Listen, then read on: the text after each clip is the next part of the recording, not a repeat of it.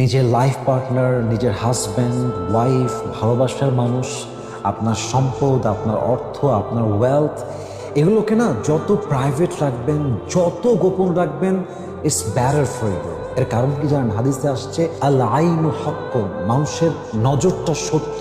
মানুষ যতই আপনাকে বলুক যে আপনাকে আমি অনেক ভালোবাসি, I like to see you as a happy person, এটা মানুষ জাস্ট মুখে বলে, বাট ট্রুলি আপনার হ্যাপিনেসকে, আপনার গ্রোথকে মানুষ টলারেট করতে পারে না। কাউকেই মানুষ সুখে দেখতে আসলে চায় না। এটা মানুষের একটা it's a human beings Nature, এটা মানুষের স্বভাবের ব্যাপার আর কি। তো আপনি নিজের লাইফ পার্টনারকে, নিজের অর্থ, সম্পদ, গাড়ি যতটা প্রাইভেট রাখবেন ততটাই সুন্দর হবে।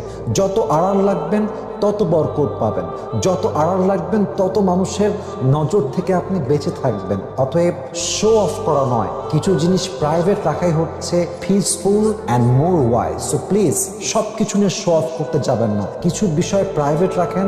আল্লাহ আপনার জীবনকে অনেক হ্যাপি রাখবেন ইনশাআল্লাহ তাআলা।